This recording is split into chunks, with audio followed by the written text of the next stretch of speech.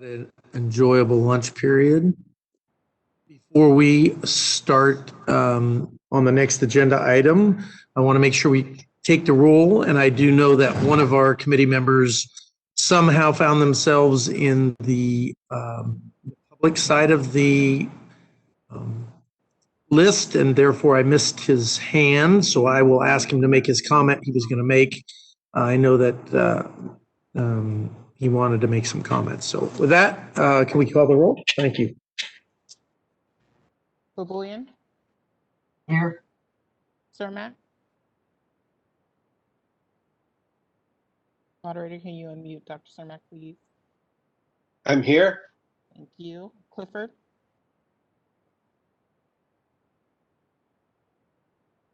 Farrow? Present. Heidelback? Here. Lynch? Here. Nebdal? Here. Ron?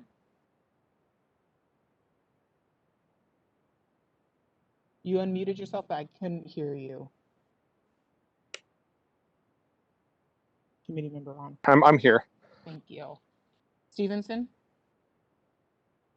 Here. Woolsey? Here. Wu? Here. And you? Here. Quorum's established. Fantastic. So on the last agenda item, which was agenda item 6 that had become 5, there was a committee member that wanted to make a comment, and we missed his comment. And that would be committee member Ron. Committee member Ron, would you like to speak to the agenda item that passed? Sure. No, look, I'm glad the agenda item passed. I just, the only thing I was going to say toward the end there was just a little bit of caution on some of the assumptions, right? A lot of the assumptions that were said by some of the speakers and others had to do with, I guess a bias within the research itself, and then that was echoed by some of the members. I think the whole point of doing the research is to establish some sort of baseline of where we are today with regard to the literature. And I think Dr. Cermak made a good point that said there's a lot more than what's just in the U.S. literature. Just wanted to echo my support for the process, but just caution, that a lot of folks will say things that sort of characterize an entire industry of research or scientists in a negative way. It was just sort of coincidentally, I just happened to give a lecture earlier this week explaining why we use the scientific process, hypothesis testing, and so forth to avoid exactly those kind of situations. And so good science is supposed to help address those types of biases and things that can occur. And especially with the peer review process, that's supposed to be another layer of protection. So that was all. But I was glad to see it at least went in the right direction, and my vote wasn't needed there. So thank you so much for letting me speak. Thank you, committee member Ron. I appreciate those comments, and sorry we didn't get you earlier. So with that, we're going to move to agenda item 5, which is now our 6th agenda item, which deals with discussion and possible action on recommendations related to permissible ingredients for inhaled cannabis products. So with that, I open the floor to committee members to make comments on this agenda item. Committee member Cermak, I see your hand is raised. Yes, thank you very much for calling on me. I'm going to try to pull up something on my screen that's a little bit easier for me to read and won't have the papers all.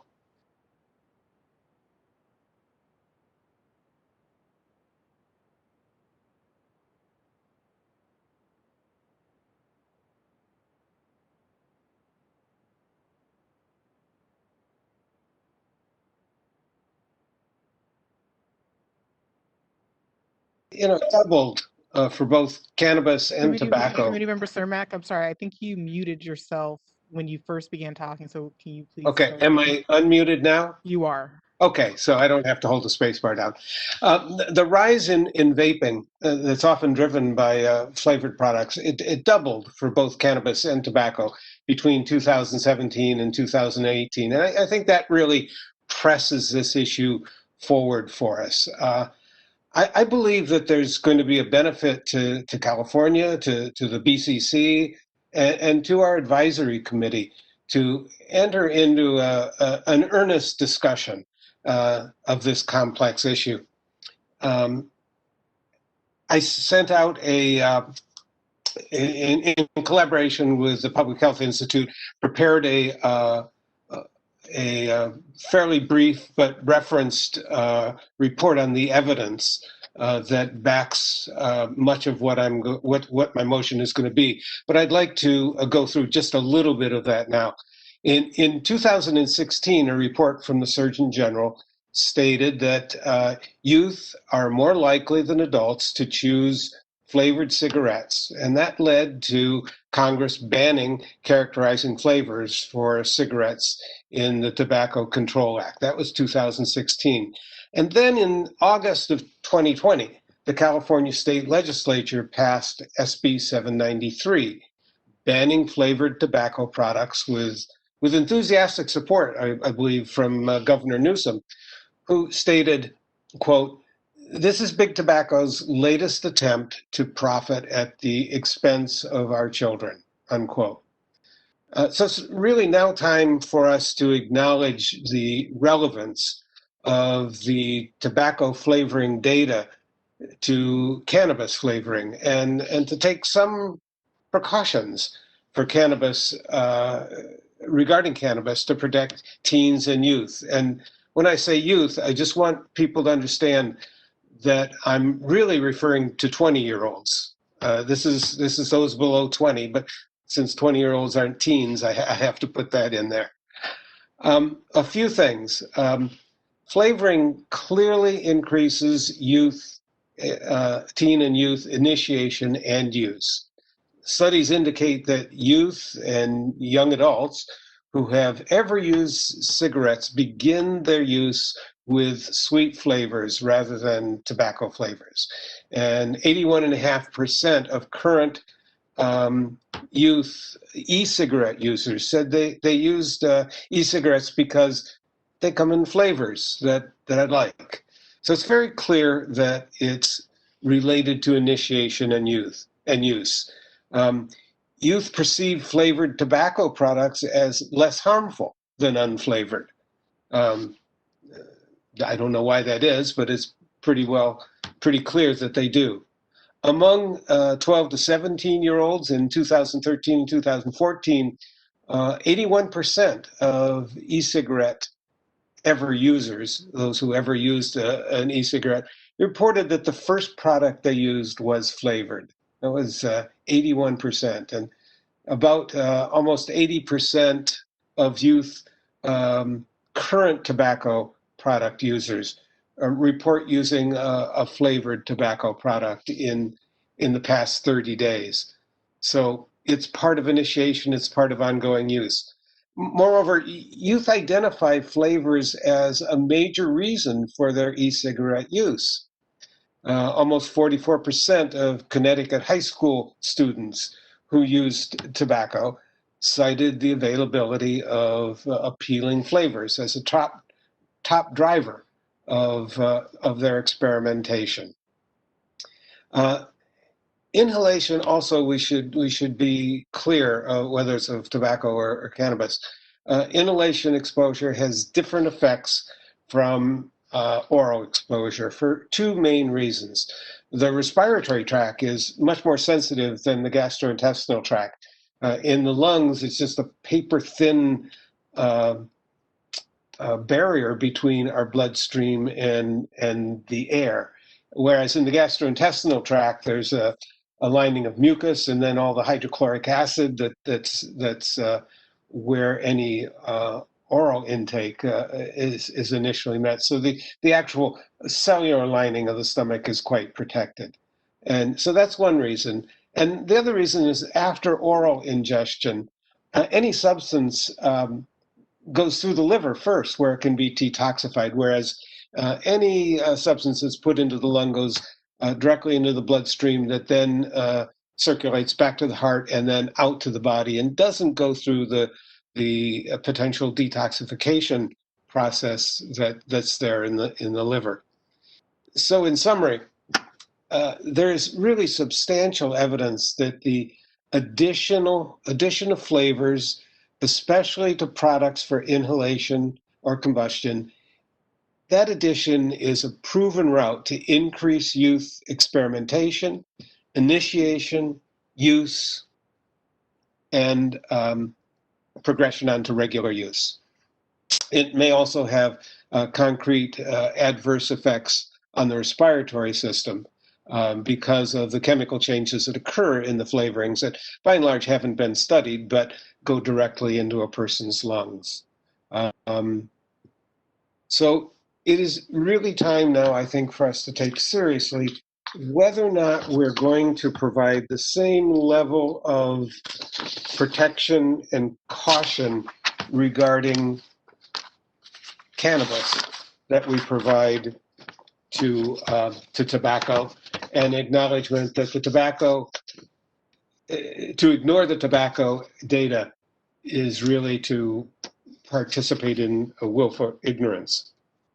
So I move that because extensive evidence shows that flavored products attract youth initiation, I move that characterizing flavors not be allowed to be added to cannabis flower or cannabis products for inhalation or combustion, and that cannabis flower or cannabis products for inhalation or combustion shall also not be allowed to be marketed with names, images, or claims implying non-cannabis flavors. Dr. Cermak, this is the moderator. Can I just have you repeat that just a little bit slowly so that we can make sure we have it captured? Surely. Slower than what I did it? Yes, please, just a little bit slower. Okay. Because extensive evidence shows that flavored products attract youth initiation, I move that characterizing flavors not be allowed to be added to cannabis flower or cannabis products for inhalation or combustion. And Pause. the combustion of the products. Okay, I was just trying to get you to take a pause so we could catch up to make sure we don't get too far behind. Okay, are we caught up? Yep. Okay. And that cannabis flower or cannabis products for inhalation or combustion shall also not be allowed to be marketed with names, images, or claims implying non-cannabis flavors.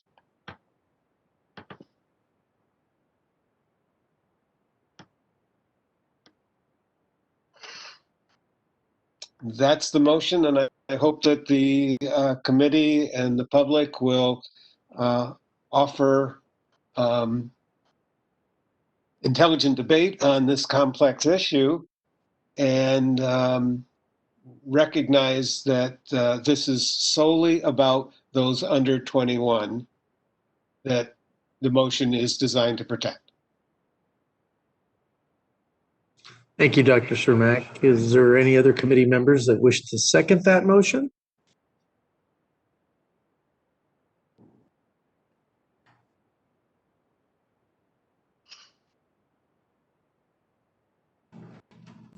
This is Committee Member Lynch. I'll second.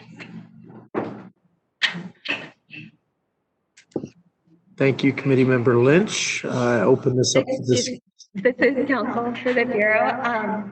I believe because the agenda item is discussion and possible action on recommendation related to permissible ingredients for inhaled cannabis products, that motion appears to be going beyond the scope of the agenda item. Am I still unmuted? Thank you, counsel. You are? Okay. Member Cermak? I was fearful that would come up about the naming, images, and claims portion. I did actually submit this motion as I read it at least 2 weeks ago, so that it would be properly agendized, but apparently it wasn't. And so I think I have to modify that and take out everything preceding the second clause, the and leave that to a future time.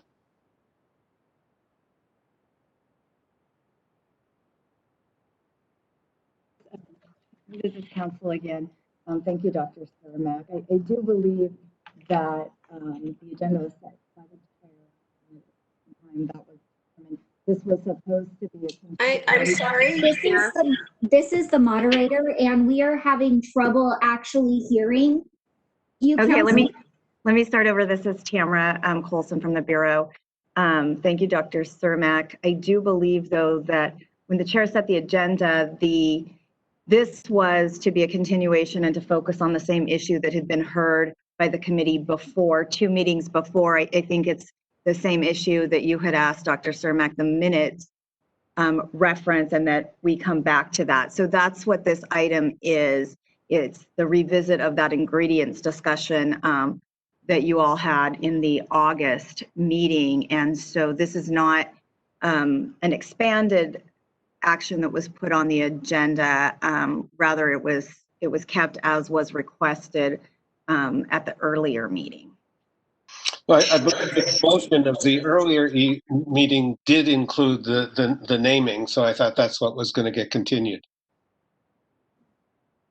The agenda item for this is phrased identically to what it was when it was 9A on the August agenda. So we will need to, because of the way it's agendized, we'll need to stick with the permissible ingredients parameters. That's the law. That's what we follow. So just a point of clarification, if I could, Farrell, Chair, as the seconder of the motion. Yes, Committee Member Lynch. Hi, so I'm just trying to get some clarification from council. Appreciate always your good advice in ensuring that we're in compliance here. But if I'm not mistaken, the discussions about permissible ingredients had lengthy discussions on flavoring during that. And so That's correct. And the flavoring's not the issue.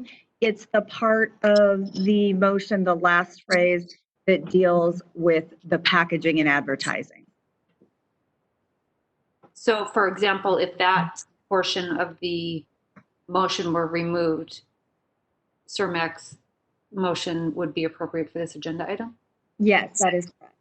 Thank you.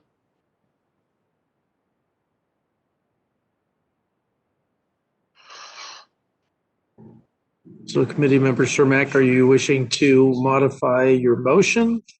If that's what is necessary for this to be appropriate for discussion in this meeting, yes, I will remove that portion and we can discuss that another time if people are interested. Yes, that would be, any motion on this item is relative to the motion that was made in the past that came up short, and you had asked for another opportunity to speak to that earlier agenda item again.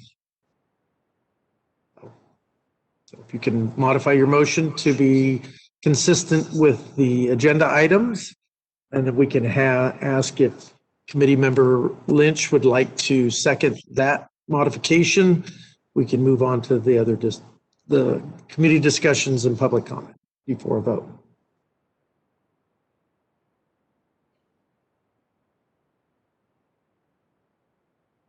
Well, if I'm not out of turn, I do second the motion as amended, taking out the advertising second clause.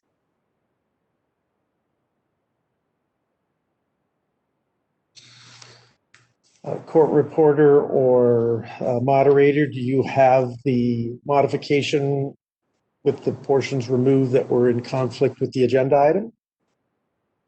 Seeing that that's the case, then I'll open it up to discussions for the rest of the committee based upon the amended motion.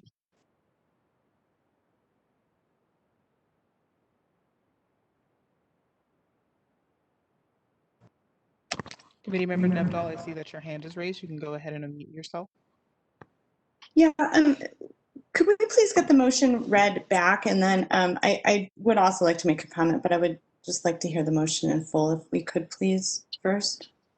So the motion is to recommend that characterizing flavors not be allowed to be added to cannabis flower or cannabis products for inhalation or combustion. And so I guess I don't understand what characterizing flavors are. So if we're talking about ingredients such as propylene glycol or terpenes, where do they fall in the realm of characterizing flavors? Like, would this mean that propylene glycol and other ingredients that aren't cannabis? I mean, I could use some clarity, please.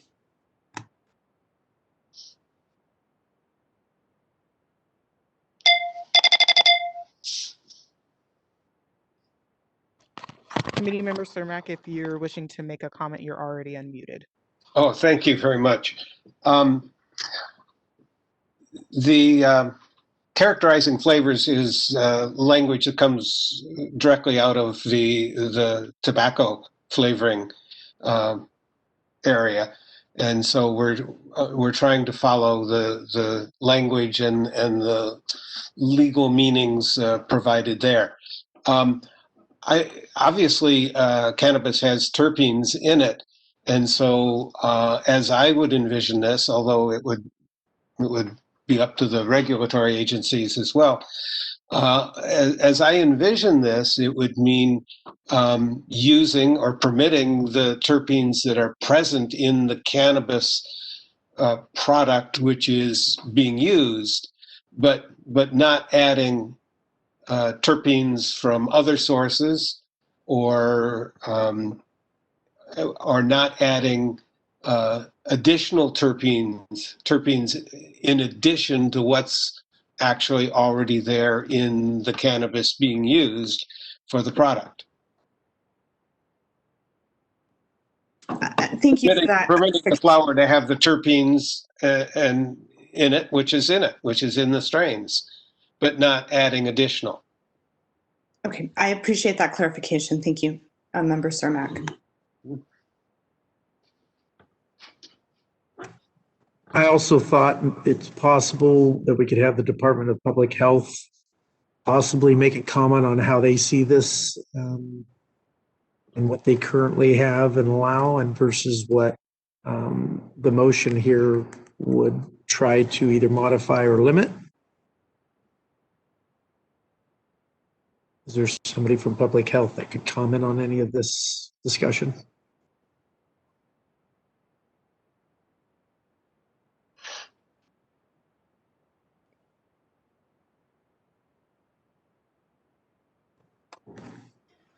Hi, this is Christina. I'm the Chief of Policy and Outreach from the Manufactured Cannabis Safety Branch, which is within the California Department of Public Health. If passed, we would need to explore how this motion could be implemented. One of the challenges with cannabis is that terpenes have essentially what is a slight flavor profile, and so it's not as easy to apply some of the restrictions on characterizing flavors to cannabis, because you have to account for flavors that are or attributes, taste attributes that are present in cannabis. So we would need to figure out how to implement this if it were passed. And I'm sure that we could look at the regulations and figure out a few options, but there are certainly challenges in cannabis. Thank you, Ms. Dempsey. Okay, any other questions? I see Committee Member Baboulian. Yes, thank you. This is Committee Member Bullion. I want to make a statement and kind of put it out there as a question. Why do we keep comparing cannabis to tobacco, and why do we keep drawing from cigarette regulations? The absolute only similarity between the two is the fact that inhalation is the delivery method. Beyond that, there are no similarities. It's not the same product. It's not, the intent of the use is not the same. Again, beyond the delivery method, these are two completely different products, two completely different industries, and they need to be treated differently. If we're making comparisons, and I really don't want to make this comparison, but we don't have rules like that in the alcohol industry, which alcohol, if you were to make any sort of comparison, has a little bit more, has some similarities with cannabis than tobacco does. So one of the problems that we keep coming across is we just keep comparing it to tobacco and trying to draw from tobacco where there's really nothing to draw from. So I just want us to all be mindful of that and just kind of want to put it out there. Why is it beyond the delivery method? Why do we keep going to the tobacco industry to compare ourselves to the tobacco industry or draw from the tobacco industry?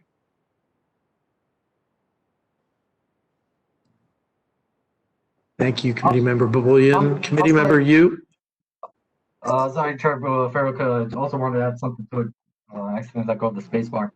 If we are to make any comparisons and if we were to treat it as medicine and compare it to the pharmaceutical industries, you got every single flavor out there in the world just to make it, specifically to make it enticing for children to use. In this industry, anyone that's under 21, the only way you're using it in California is if you're a medical patient. And if you're that underage, it's your parent or guardian making that purchasing decision. And if we're talking about anyone over 21, it's not really our decision to make.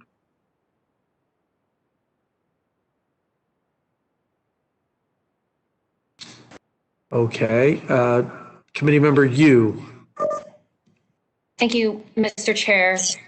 I believe it would be valuable to receive a full presentation or just more information to learn more from CDPH on some of the challenges, maybe even more about the inhalants present in the inhaled cannabis products, more about EVALI, the impacts of the additives, terpenes, and flavorings in unlicensed and licensed products, so we can just be better informed too when we go about making decisions.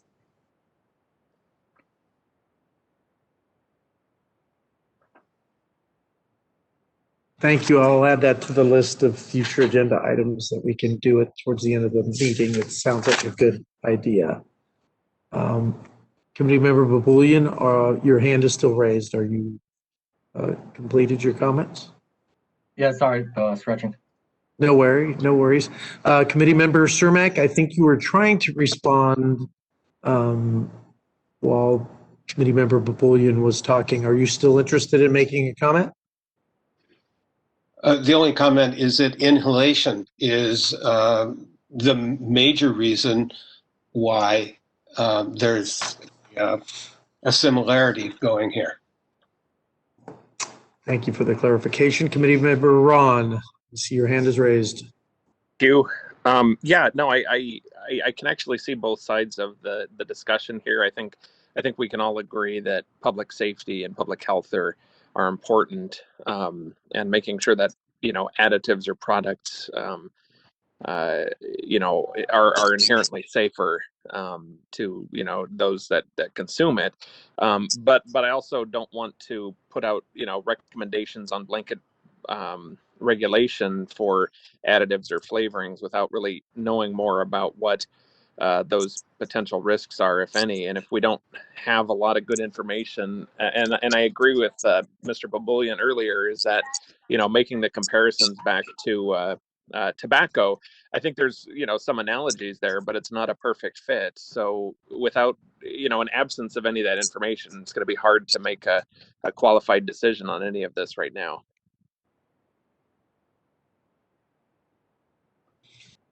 Thank you, Committee Member Ron. Committee Member Nevedal, I see your hand is raised. Yes, hello, thank you. This is Committee Member Nevedal. I won't be able to vote yes for the motion as currently stated. And I do think that there are some very valid concerns about what should be in inhalable products. I spent 11 years working in the botanical nutraceutical realm as a residential instructor and a practitioner. And product safety is very, very important to me. And in the materials that were provided, and in the background considerations for this item, some consideration was requested of the committee that, previous discussion had talked about restricting inhaled products so that they can only contain cannabis or cannabis oil and botanically derived terpenes extracted from plants.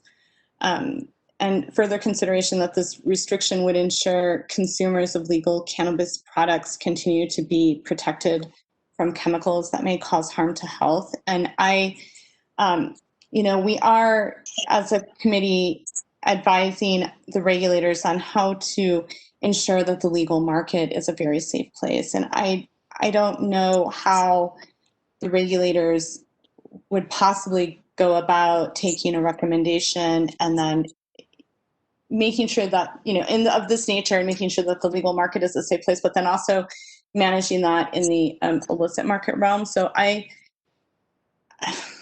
wish that we were having a conversation more about what should be in these products or could be in these products, as opposed to kind of this broad sweeping trying to,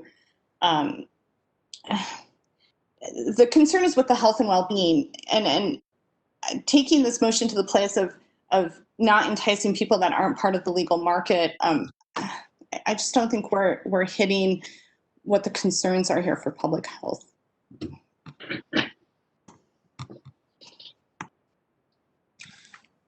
Thank you. This is Chairman Farrow. I know that part of the reason for the reconsideration of this agenda item was a comment I made at the end that said I would be more likely to have supported it if there'd been something slightly different. And I will tell you my thoughts were in the past. I was a little taken aback about the flavoring for many of the same reasons that Committee Member Nevedal and Committee Member Baboulian raised, specifically on botanically derived terpenes. If I remember last time, it was very narrow and it could only be terpenes derived from other cannabis products. And then there was a discussion whether synthetic terpenes could be added. And my support or opposition was around trying to find a way where something that was naturally derived, that would, whether it would be from a cannabis plant or say from an orange peel, could be infused to give a limony flavor, even though there's limony flavors in cannabis, but to enhance that for the experience of an adult. And that I was more concerned on the introduction of synthetic terpenes that may not have the same type of effect that a naturally derived terpene might have. And so trying to find you couldn't do one until you proved it was safe, and you couldn't do the other, or you could do the other unless you proved it was unsafe. That was kind of the direction I was going. I do believe, though, one of the reasons somebody brought up a good point, at least in the use of medical medicines and children. I happen to have had 4 children. And when you would want a child to take a cough syrup or some other kind of medication, they often use a flavoring enhancement to encourage the consumption of that product. And if you have a child that has been recommended the use of cannabis for some ailment, and the best way to get that child to use that cannabis is to be through a flavored product. It may not be an inhaled product, but a flavored product. Those are the things that worry me. So those are my kind of thoughts. I don't know whether in the current form I can still support this motion, but I do understand the significance of wanting to make sure that these products are safe for consumption. We do nothing but harm the industry if we do things that could be conceived as harmful to the public. So, thank you. Committee Member Farrow, I don't know if you're seeing my hand. It's been up this whole conversation. you aren't, let me know.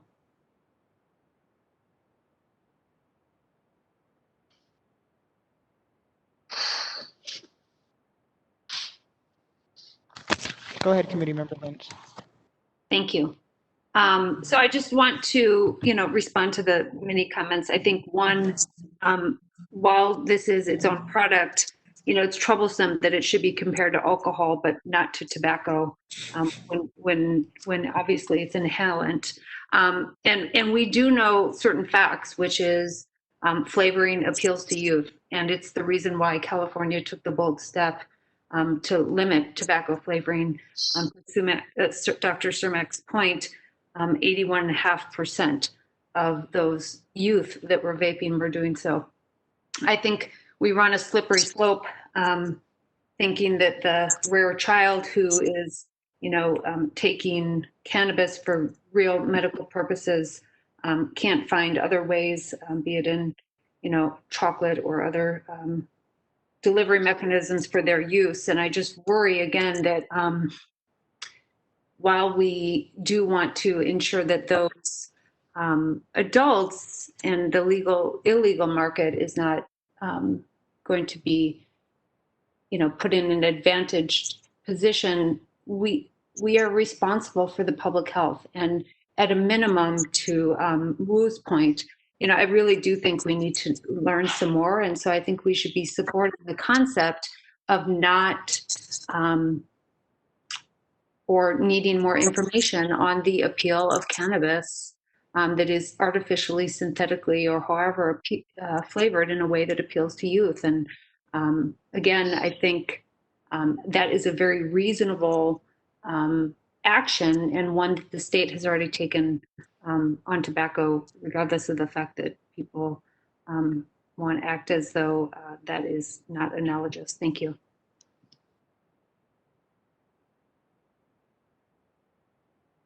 Dr. Cermak, your hand's raised. Thank you very much. The idea that we have to put flavorings in ampicillin in order to get kids to take it is precisely the point. Kids are much more likely to take it.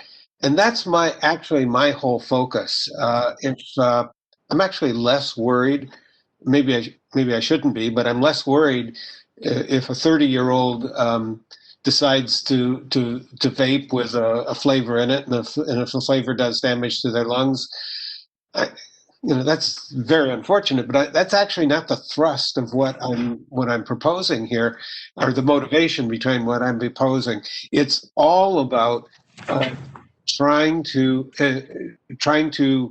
make products less appealable to youth. Now, I'm not foolish enough to think that if we got rid of all flavorings, that there wouldn't be anyone under 21 who wants to try some marijuana, or, of course not.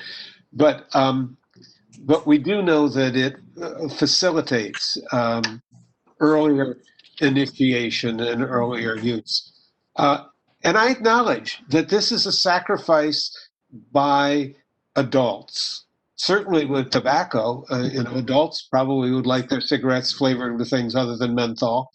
But it was decided that we're willing to make adults sacrifice that if it means that far fewer teenagers are going to be initiating use, because that's the primary place that we want to reduce use. There is a difference between tobacco and marijuana in the sense that it's virtually a national policy to try to curtail tobacco smoking as much as possible. And it's certainly not a California policy to try to curtail cannabis use as much as possible. But it is a policy to curtail cannabis use by youth as much as possible. And if adults have to sacrifice some flavoring in order to make it less appealing to youth, I think that's a worthwhile sacrifice. And I don't think there's going to be any adults who say, oh my God, I'm not going to use cannabis anymore. It doesn't taste the way it used to. I don't think it'll affect anything other than the competitive marketing that's around flavoring. And I think adults will use cannabis as much as ever, whether the flavoring is there or not. But I think it's very likely, given the data we have from tobacco inhalation products, that that the added flavors do appeal to youth. And if they're not there, we may well be able to have a measurable difference in the amount of youth use of cannabis, and that is very much in the interests of California policy.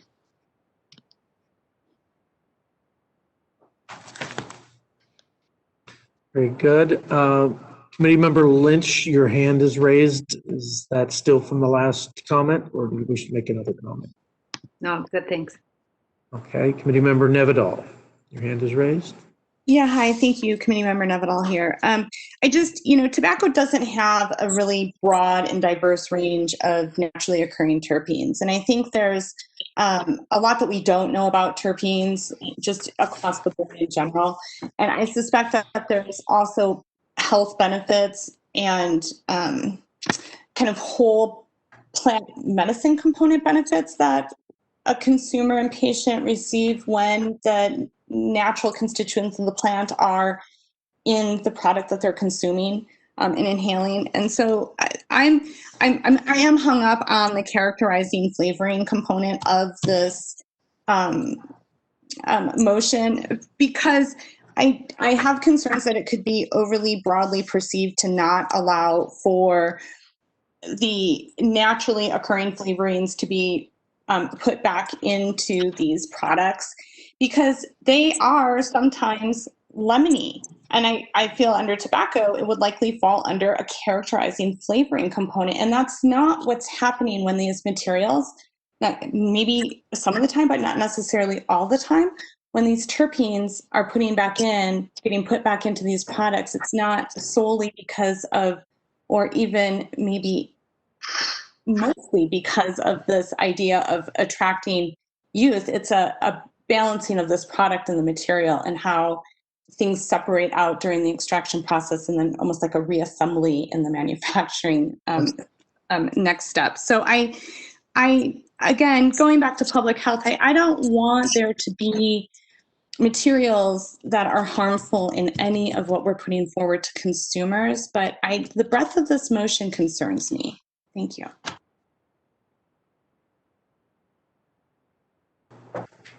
Committee Member Ron, your hand is raised. Thank you. Yeah, I agree with what was just said, but I'd emphasize that a lot of the research that's done in public health often emphasizes education and enforcement as a mechanism for compliance, right? And certainly there's a lot of that going on, but overregulation or regulation in absence of good data cause a lot of concern, on my end.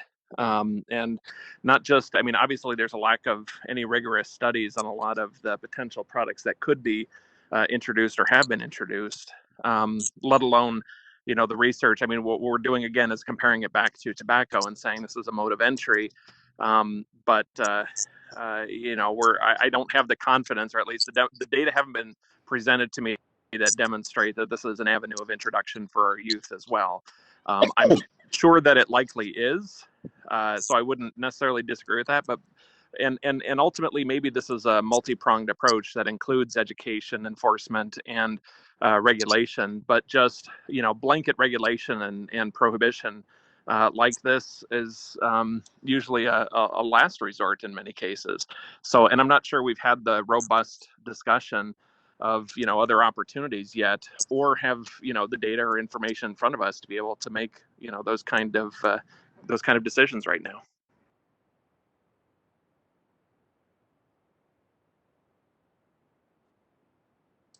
Committee Member Babulian, I see your hand is raised. Yes, thank you, DeSavis. I want to make a couple of comments.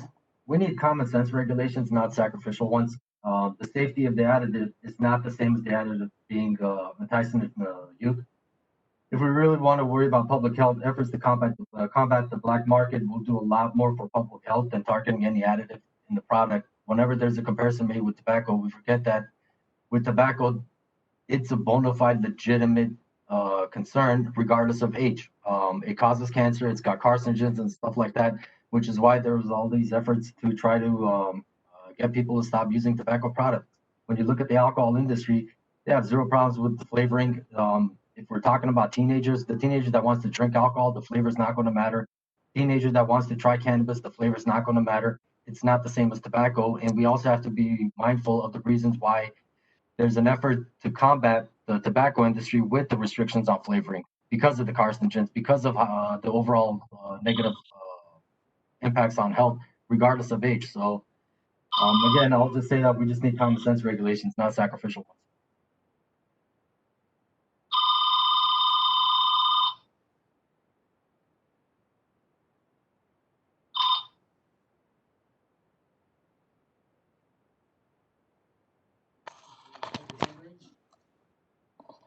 Dr. Cermak, if you are trying to make a comment, you can go ahead and unmute yourself. I just wanted to respond to Committee Member Nevedal that this idea of terpenes that are taken out in the extraction process, this is not intended in any way to prohibit them from being put back in if they were originally part of the terpenes that were in that plant. So I recognize that testing for all of that is problematical, but that was certainly always intended to be permitted. That clarification, Dr. Sherman. Are there any other comments from the committee before I open this up to public comment? Dr. Sherman, your hand is still raised. Were there further comments you wish to make? No, I just can't tell when my hand is up and when it's down. I'm sorry. That's quite all right. So why don't we open this up to public comment, moderator?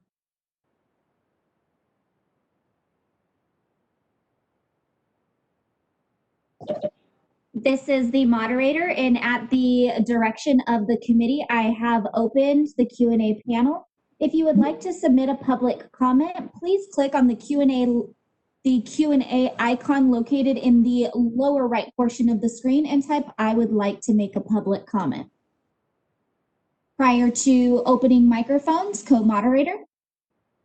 Hi, this is the co-moderator. I just want to mention to the public that we are taking public comment only on the motion that is recommending that characterizing flavors not be allowed to be added to cannabis flower or cannabis products for inhalation or combustion. Thank you. As a quick reminder, you will have a minute and a half to make your public comment and provided a 30-second warning. First up, we have an individual identified as Joanna Cedar. Your microphone has been unmuted. Thank you. Given the discussion that I've heard here today, I'm not convinced that the motion as written takes into consideration the categories of potential additives and relies too heavily on the flawed analogy between nicotine vape products and inhalable manufactured cannabis products. Flavorings added to nicotine vapes, especially those attractive to children, have been deemed a danger to public health. Some legislative and regulatory efforts and this motion subsume inhalable manufactured cannabis products into what are necessary nicotine restrictions, and without an understanding of where that analogy breaks down. Cannabis and hemp-derived terpenes are bioidentical and are those captured in manufacturing processes and reintroduced into cannabinoid oils. The terpene profiles are associated with the cultivars from which they are derived, but the proposed motion could restrict the addition of hemp-derived terpenes to inhalable manufactured products. This could be an unintended consequence that does nothing to protect human health. Botanical terpenes are derived from plant sources other than cannabis and or hemp. The CAC could not possibly have the expertise required to have information about inhalation of these terpenes not yet in the scientific literature. Synthetic terpenes and flavorings are those most akin to the flavorings added to nicotine vapes. And I implore the committee to educate itself on the nuances of these varying definitions and not adopt a motion that is so overly broad and with unintended consequences. Please rewrite the motion to accurately reflect these important definitions. Thank you. Next, we have William Perno. Your microphone has been unmuted. Thank you. It's simple. Flavors attract youth. We have seen this same with flavored cigarettes, alcohol known as alcopops that are attractive to youth. With vaping, there's over 15,500 different flavors, including chicken and waffles, bubblegum, cotton candy, unicorn poop, and other flavorings that are attractive to youth. Some ingredients in the vaping devices, the ingredients there were approved for consumption as a food product, but have never been approved as a product to be inhaled into a person's lungs. And flavored malt beverages for the alcohol industry are particularly attractive to underage drinkers because they are sweetened. For novice drinkers who don't like the taste of beer or hard liquor, they are called alcopops and can be used by youth to transition from soda to alcohol. We've got EVALI, we've got vitamin E acetate in some of those vapes. And we've got young people in their developing brains up to age 25, and with that comes a higher risk for dependency and addiction. We realize that we're going to have underage use of, underage use of products, whether it is alcohol, tobacco, or marijuana. But we need to stop comparing every potential action by this committee to the permitted market to as helping the illicit market thrive. We need enforcement of the illegal illicit market. The permitted market should lead the way with best practices to protect the health and safety of our youth and community. Thank you. Rand Martin, you are unmuted. Thank you, Mr. Chair, members. Rand Martin on behalf of Kaliva. First, let me say that we are as equally concerned about the public health implications of vaping. We were very troubled by the EVALI crisis from last fall and do not want to see that repeated. However, we're also very concerned about an overreach on the part of this committee at this point and the state regulators and the legislature in the future on how they resolve this issue. I want to point out to you all that SB 793 on flavored tobacco took 9 months for the legislature to address, consider, debate, with lots of education of the members in the process of that. The bill went through 5 iterations before it was finally passed by the legislature and signed by the governor. And for you to take on this issue relative to cannabis in an hour does not seem to be sensitive to the complexities that face you. The fact that the Department of Public Health only response to you this afternoon was that there were challenges that face them is not sufficient to underscore the scientific complexities that they should be sharing with you before you make a decision about a monumental issue relative to the industry. Thank you.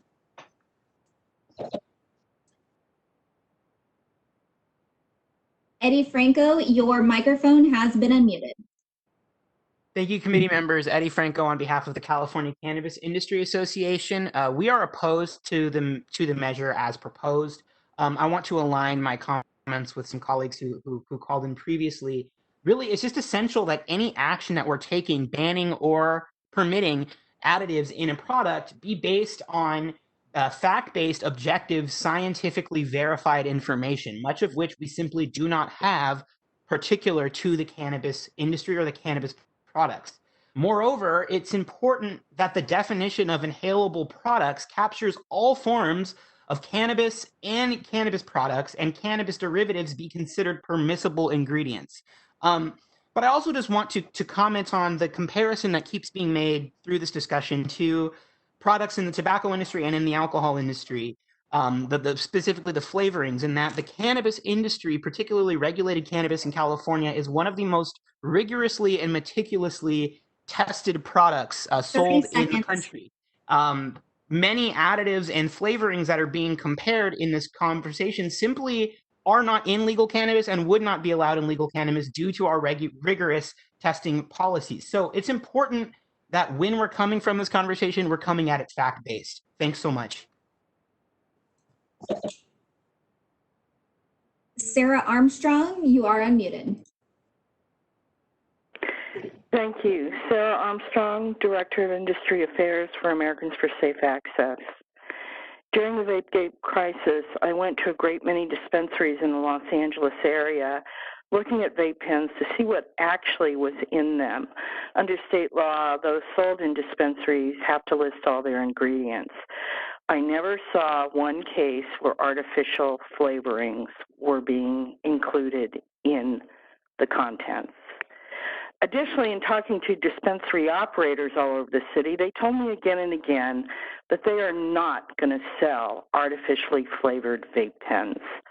I was very grateful to hear it because we were in the grips of just a horrible mess with VapeGate, and I was so happy to hear that dispensary operators were voluntarily taking the kind of action that was needed. I hope that this committee will focus on the problems that the illicit community is inflicting on patients. It is epidemic and it's very dangerous. Thank you.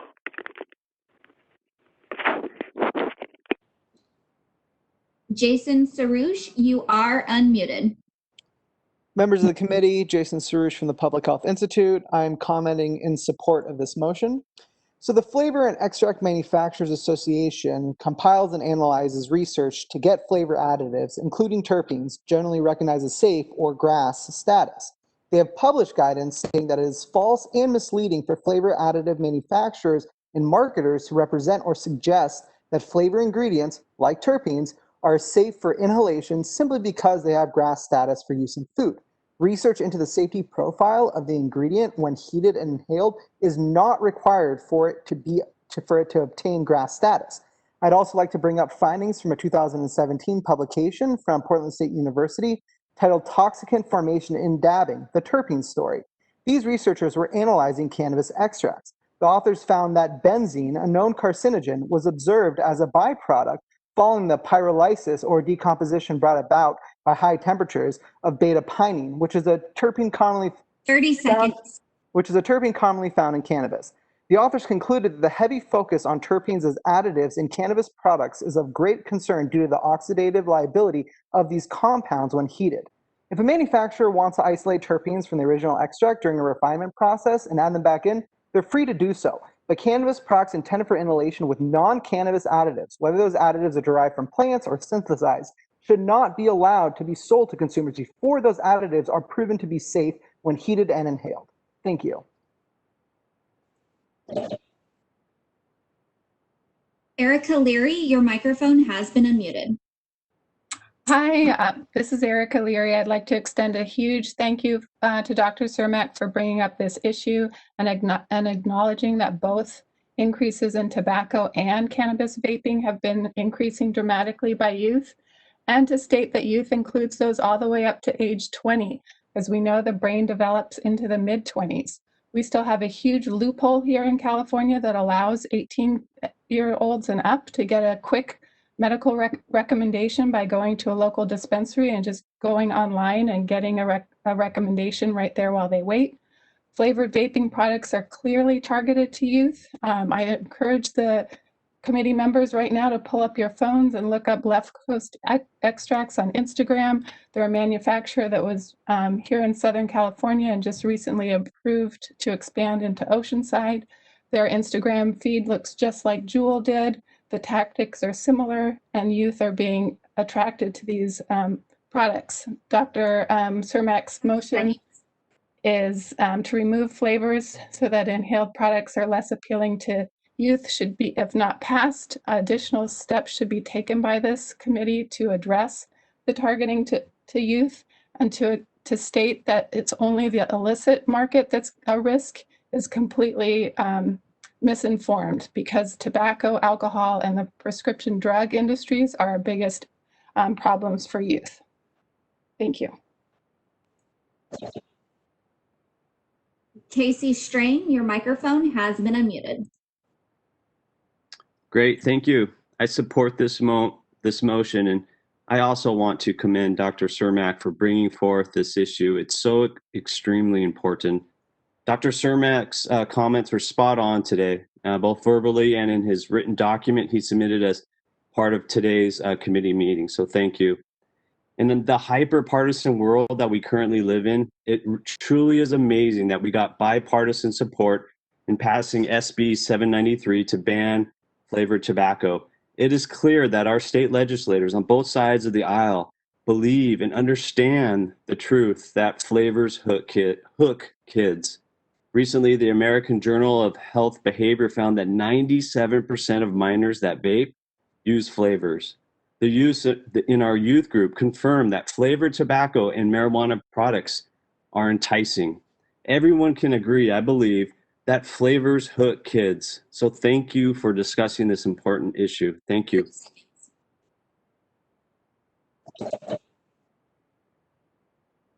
Francesca Lamaton, your microphone has been unmuted. Hello, my name is Francesca Lamotan, and I serve as staff for the San Mateo County Tobacco Education Coalition. The coalition's co-chairs are not able to attend this meeting today, but wanted me to read the following statement on their behalf. The San Mateo County Tobacco Education Coalition has made it a priority to prohibit sales of flavored tobacco products in the community through advocacy for policy change. So far, 9 out of the 19 jurisdictions in the county with tobacco retailers have adopted such a policy. We believe such policies are important in order to protect the health of our youth since they are attracted to flavored products. If flavored cannabis continues to be sold, youth might be tempted to try and use flavored cannabis, particularly in vape devices or other forms such as THC-infused food and drink products. We have already seen this in our local high schools. Youth may perceive the flavored cannabis products to be less harmful compared to unflavored products. We are also concerned about toxic secondhand smoke/aerosol from cannabis smoking and vaping. According to the California Adult Tobacco Survey, e-cigarette secondhand exposure increased more than 65% in 2 years, and cannabis secondhand smoke nearly doubled.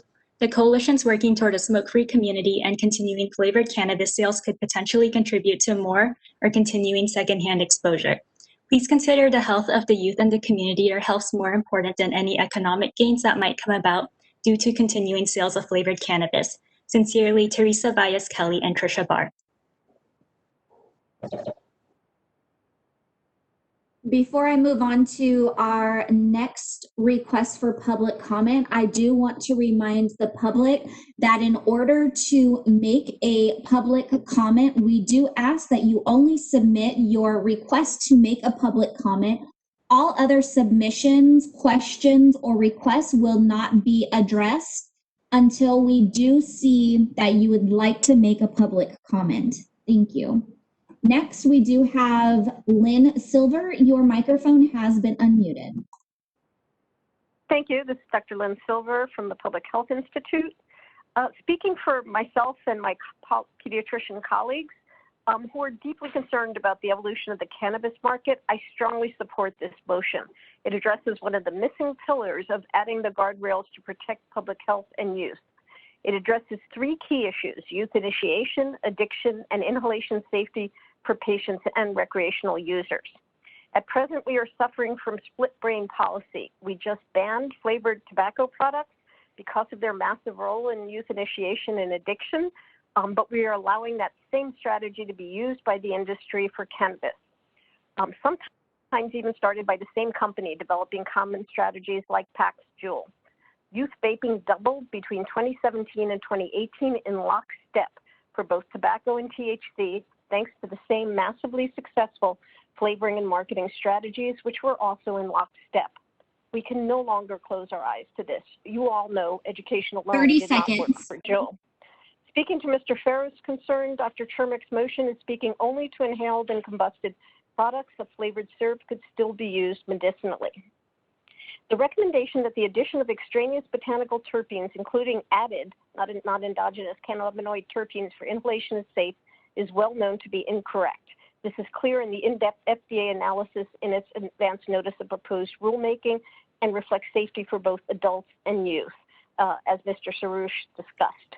And this is valid both for cannabinoids. Time had been reached. Next, we have Karen Woodson. Your microphone has been unmuted. Thank you. This is Karen Woodson on behalf of Flow Cannabis Company. And I just wanted to take this opportunity to remind the CAC that the charter you are working under is to protect public health and safety while ensuring a regulated environment for commercial cannabis that does not impose such barriers so as to perpetuate rather than reduce and eliminate the illicit market for cannabis. Any attempt to restrict natural flavorings will put the legal market at serious disadvantage to the illicit market, who no doubt will continue to flavor their products. I disagree with Dr. Cermak's assumption that there will be no change in market behavior by adults who use cannabis. A ban on flavors in the legal market will absolutely drive consumers back to the illicit market, where again, roughly 80% of currently available cannabis products in California are currently produced and consumed.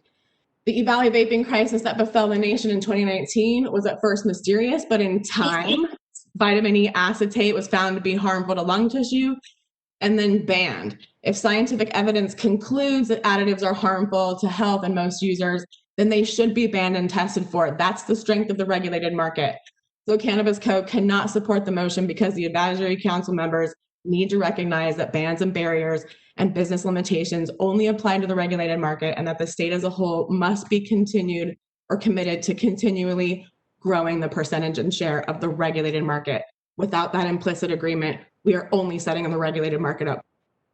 Time had been reached. Our next public comment is from Jackie Subek. Your microphone has been unmuted. Thank you. Good afternoon. I'm Jackie Subek, Consumption Lounge owner in West Hollywood. I'm speaking in opposition to this motion. I agree that for starters, we need to stop comparing cannabis to tobacco and alcohol. It's a completely different product, and it's gotten us into a lot of problems in the past. And specifically, public health needs to stop with the bans, the reefer madness. We all know bans don't work, and treat cannabis as its own product. That's really what it is. I mean, just a quick story. A friend of mine found in their teenager's secret hideaway a bag of like 50 or 100 flavored vapes. Not one of them was cannabis. They're all tobacco. So maybe we should do a report on how many dispensaries are selling unicorn poop flavored vapes, because I bet it's none or very, very little. So I'm just thinking this motion is way too broad and needs a whole lot of clarification before it should have any chance of moving forward. Thank you.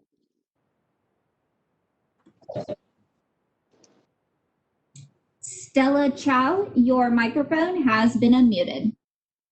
Hello, Stella. Hi, Stella Chow, Alcohol and Other Drugs Prevention Coordinator, San Mateo County Health System. I am in support of the motion. As a former social worker, the thing that I see missing from this conversation is talking about basic human behavior. People here may need additional information on social norms and basic child development. We keep comparing tobacco and cannabis because we are looking at the way people are socialized, the decision-making process. It's about child development and how children learn what is healthy and what is unhealthy. It is known general addiction science that the earlier youth starts using substances, the more likely they will become a longtime user and possibly become addicted because their reward systems in their brains have become overcome at an early age. An FDA 2018 article states that flavors in food and tobacco products can trigger reward pathways in the brain and influence decision-making. 2019, 27.7% of high school students reported e-cigarette use from a CDC report from 2020. 2016, 1/3 of middle school and high school e-cig users had used cannabis in an e-cigarette. 30 seconds. People are talking about the black market and youth not being in the part of the market. We have found in our county that multiple cannabis delivery businesses are not checking IDs when delivering, putting our youth at risk. We urge you to look closely, gather information, and consider how flavored products have impacts on youth substance use. Thank you. This is a reminder to all members of the public. We are displaying for your reference instructions on how to request to make a public comment. All other means submitted or hand raised will not be addressed. Next, we have Kelly McCormick. Your microphone has been unmuted. Hello, this is Kelly McCormick, and I'm the parent of 2 teenagers, and I work with youth in this area. And I would like to thank Dr. Cermak for bringing this forward. I strongly support this motion. Flavors hook kids. More than 80% of teens who vape say they tried the product because of the flavors. These products are clearly marketed toward youth with great success. It's disingenuous to say there is no link between tobacco and marijuana vaping. Many of the flavors themselves cause harm, including cinnamon flavor, which is one identified to be most toxic. Flavors also reduce the perception of harm, another factor adding to the rising level of youth use. In addition, the Bureau of Cannabis Control does no enforcement to prevent youth access. A flavor ban is vital to protect the public health and safety, particularly the health and safety of our youth. Thank you.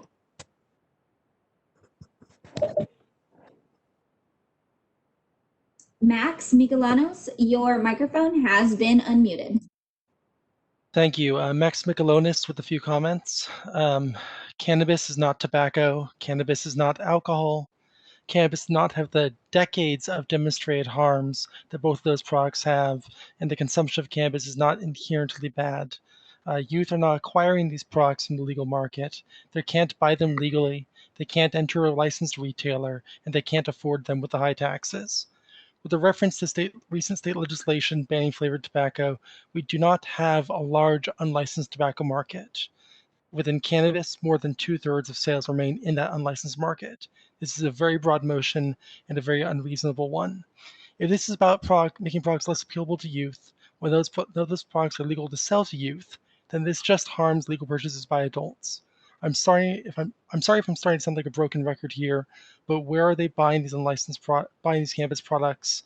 Where would adults turn to get flavored products should they be banned? It comes back to the unlicensed market.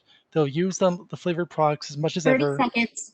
The question is just, will those products be legal, licensed, taxed, and tested products? Or will they be supporting the unlicensed market, depriving us of tax revenue and causing additional harms from the pesticides, the mold, the heavy metals, the microbials that tested products not have? Please reject this motion. Thank you for your time.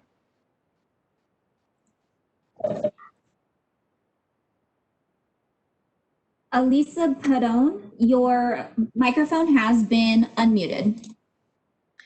This is Elisa Payton from the Public Health Institute. I would like to speak in support of this motion.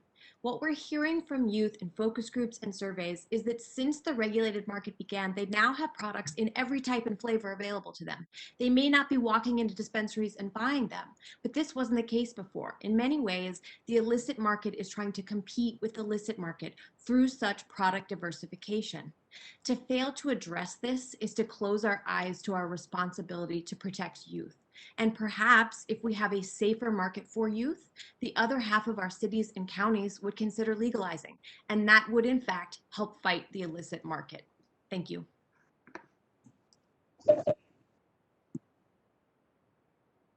Our next public comment comes from Pamela Epstein. Your microphone has been unmuted. Once you are complete with your public comment, please lower your hands.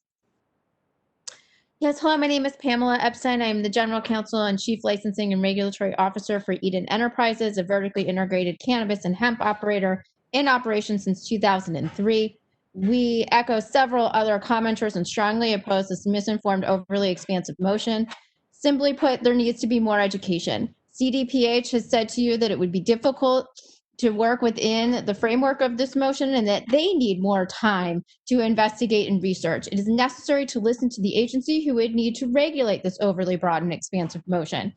Cannabis must be defined as the scientific definition, what is naturally occurring in cannabis, and not the difference without a distinction of the human imposed 0.3% of THC. Just because you have over or under 0.3% of THC does not negate what is naturally occurring in the plant.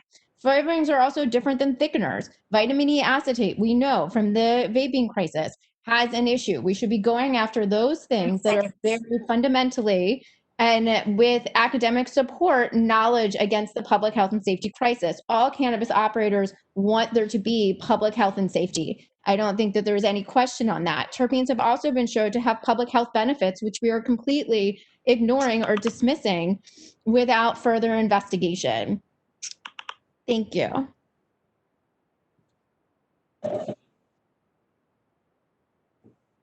There are no additional requests for public comment. Would you like me to close this feature? Please, moderator. This feature has been closed. Well, are there any additional comments from committee members before we take a vote on the motion?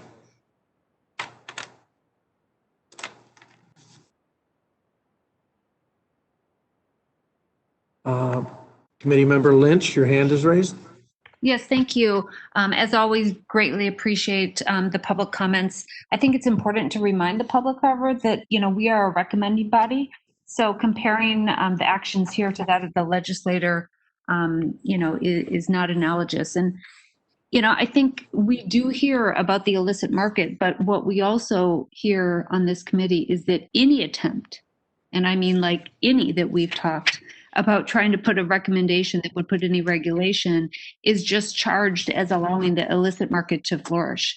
And so I really think we need to think about balance here. While we don't want that, we also need balance. And what we know is that flavored products attract youth. And we also know that there are real public health issues with flavored additives. And, again, as I've raised today and at previous meetings, as of now, we have one public health representative on this committee, Dr. Cermak, which I have supported this motion and others, but we don't have others, having lost our county representative, Nikita, and our other public health official left. Thank you. Committee member Woolsey? Yeah, I have a question about how this affects, this motion would affect flavored edibles.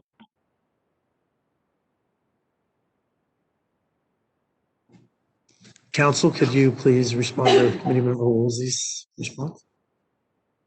Council for the Bureau. The motion extends only to inhalable products. Thank you. Committee member Nevedal? Yeah, hi. I'm hoping I can get a little clarification on last year when we were having conversation about EVALI here at the CAC. We had received presentation from Dr. Charity at CDPH, and it seemed as though there was a toxicology report that was being, that was expected from the Centers for Disease Control and Prevention.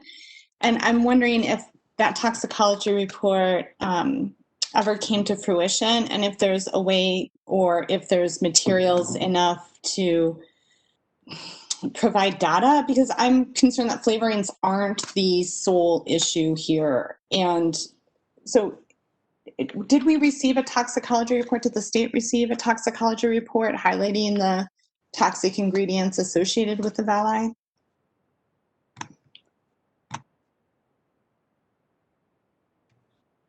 I'm unaware of any, but we could open up to our representatives from CDPH and see if they can speak to that.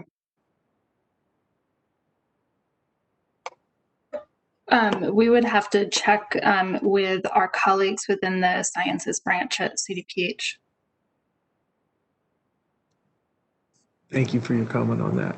So I guess the question is available today for us to discuss. No, we don't have that available today, but it would be something good for us to request in the future. I also think that, there was a lot of good points here. We have a research project that we recommended unanimously. We have $30 million in research being done on the on cannabis, and the question would be, would any of that be looking at the effects of terpenes or flavorings into this product? So I don't know how much of the research that some folks have legitimately raised on being able to take action on this are not already going to be done. So I know that they can't speak to the RFPs and what is being looked at, but we should keep that in mind as well. I see Committee Member Nevedal is has her hand raised again. Yeah, and just for clarification's sake, I cannot support this motion because I do not believe that it is characterized or spelled out in the appropriate manner to truly protect public health. I think it's about flavorings that are artificial. I think it's about excipients. I think it's about thinners. I think it's about all of these other ingredients that we aren't capturing here. And so I'm just, I would be prepared to support a motion that talked about what should be allowed, but this just saying broadly that flavorings shouldn't be allowed and that's going to solve these public health issues, I just feel like it's totally misses the mark of what we're supposed to be discussing here. Thank you. Could you lower your hand, Ms. Nevedal?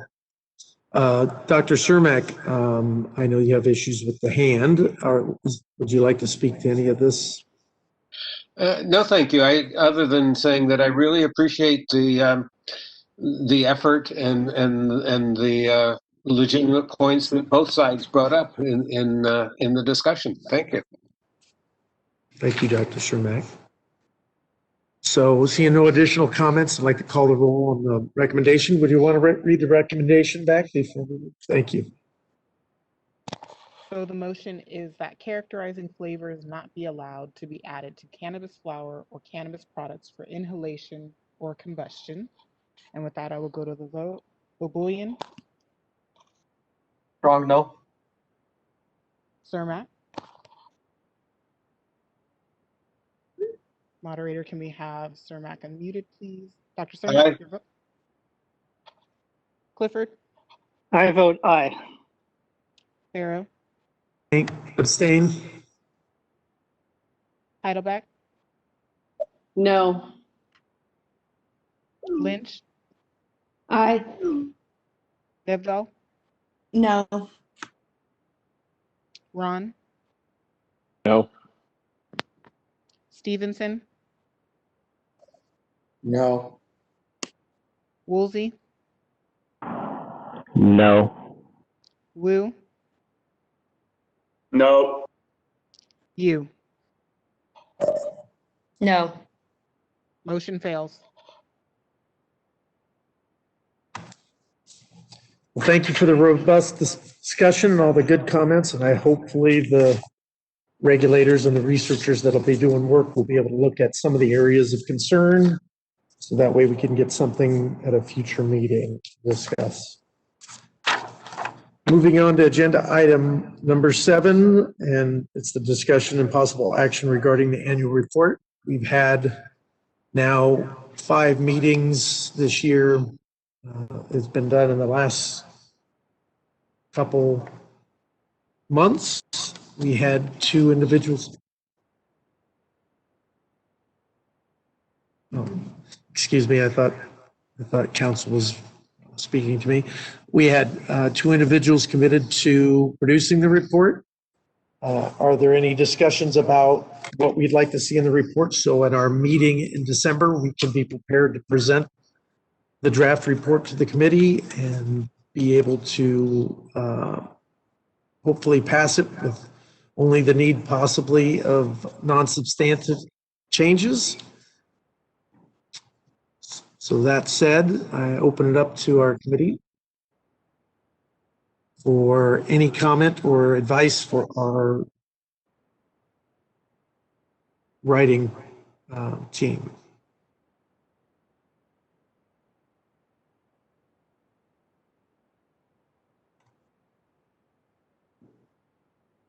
Ms. Nevedal, I was going to say Ms. Lynch, you have a comment? Yes, thank you, Chair. I would just ask that in the report that the actual votes are noted, including abstentions. There were several votes in previous meetings where the abstentions almost outweighed the ayes, and I think that should be reflected in the report. Thank you. Thank you very much. Ms. Nevedal or Ms. Yu, committee members Yu and Nevedal, do you have any comments about or questions for the remaining committees on what we need for the report, or how soon they can get the agenda minutes from this meeting and the record for this meeting so we can have those included in the final report?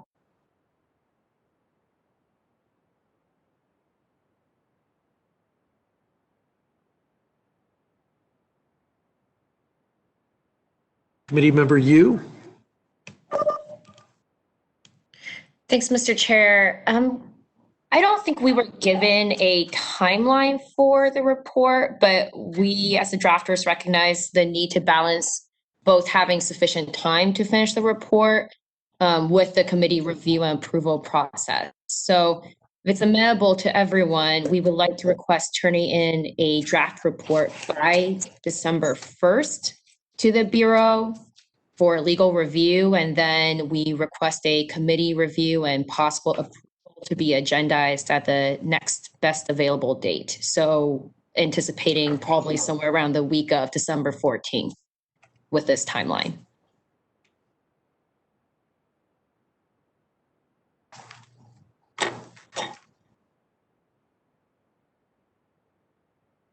Thank you very much for your suggestion.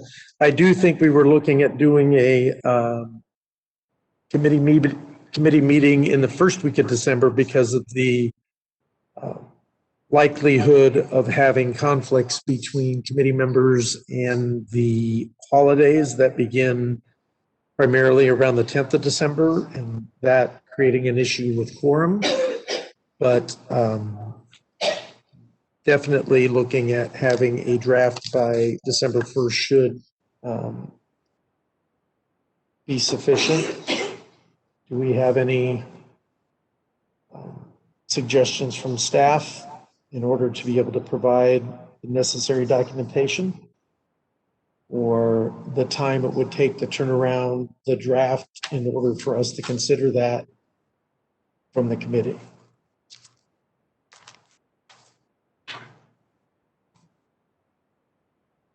So the actual recording that goes on the website of this meeting usually go pretty quickly, within a week, maybe a few days. And then we get the actual transcript, yeah, about 10 days afterwards from the court reporter. So that's kind of the timeline. All the other meetings, that documentation is ready already and has been provided to the drafting subcommittee, as far as I understand. So in terms of turning around the review, it really just depends on how big it is and whatnot. But I think it would not be unreasonable, the schedule that they're recommending, to give that some time. I don't think we want to go too far out beyond the week of the 14th there, though, just because we're going to need time to finalize and have it printed or uploaded and all of that. Thank you for the clarification. Committee member Lynch, is your hand still raised from the last question, or did you have an additional? Thank you. So with that, I think that the proposed date to receive a draft of the first is great. And then I think we can work on identifying a date in December that is available and that we can get the staff we need for that, to make sure we've got the court reporter and we can make sure we have a quorum. Yes, and then I guess that will be a single issue meeting, with the exception of we'll have to have an agenda item for items not on the agenda, I would imagine. And we would have to make sure we have the comment at the top that says that we could take action on anything. Other than that, this will be the only agenda item. As you wish. Hopefully that'll make it a little easier for committee members to work into a probably busy time, I would imagine it's to be a very short meeting, but hopefully we can work and get some dates out to people, what would work once we have a chance to debrief with staff, and we could send out a note to everybody and ask which dates of the ones presented would be best for you to attend, and we'll pick the one that we can maximize attendance and participation. So with that, we'll move on to the next agenda item. What's that? Oh.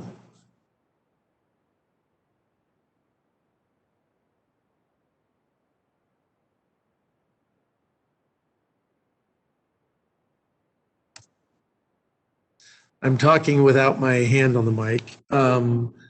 So we're going to open up the agenda item regarding the annual report to the public for comments.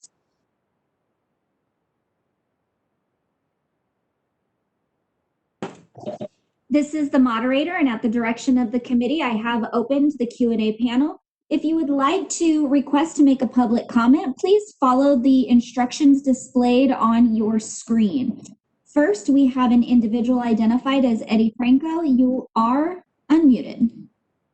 Hi, committee members. Eddie Franco with the California Cannabis Industry Association. I'll keep this comment brief. CCIA just wants to ensure that the global issues section of the previous two reports in 2018 and 2019 pre-preserved in our 2020 report. This is where the committee's been able to capture a lot of the overarching issues that are affecting the industry, burdensome taxation, lack of local access, social equity, which is extremely important. So just want to make sure that that is being preserved in the 2020 report, especially considering the kind of truncated and funky year we had. Thanks so much.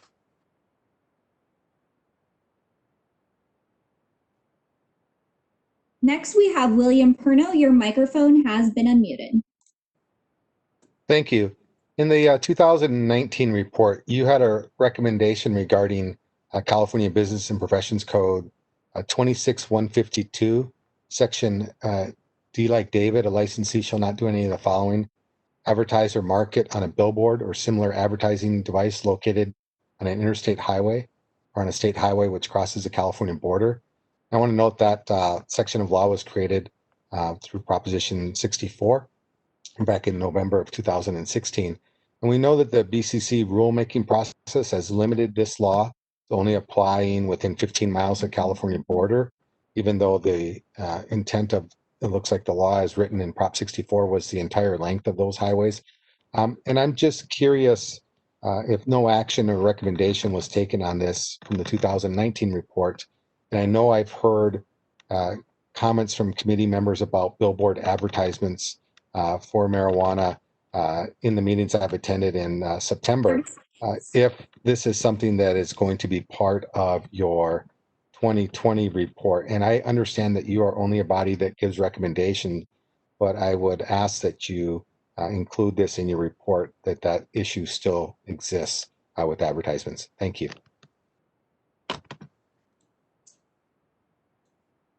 There are no additional requests. Would you like me to close this feature?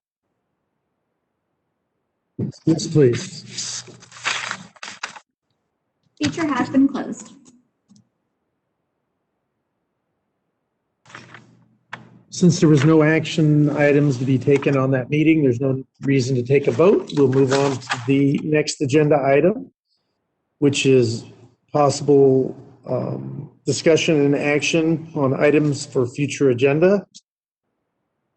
So committee members, do you have any recommendations for items for future agenda items?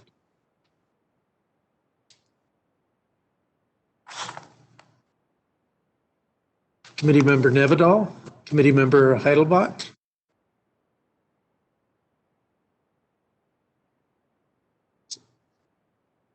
Vice Chair Heidelbach, your hand is raised. Go ahead and unmute yourself.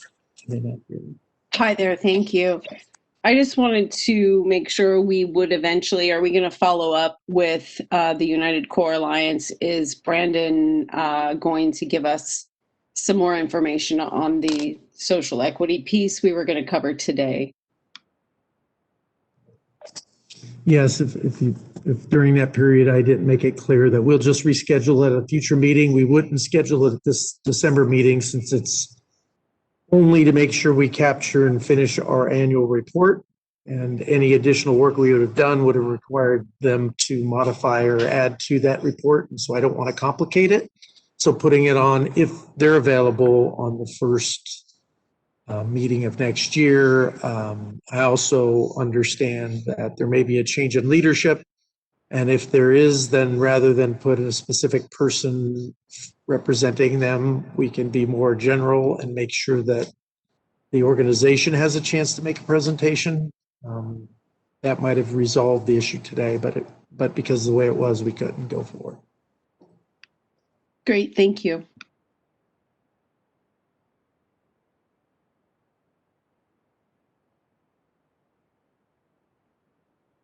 Committee Member Lynch, I see that your hand is raised. You can unmute yourself. Yes, thank you so much. I would echo the comment made about looking forward to hearing the equity presentation. And as part of that, and I don't know if it would need to be specifically, but I think it would be important as part of that discussion to talk about a state model program on some establishment of equity standards would be appropriate. And I know Nicole Elliott and GoBiz have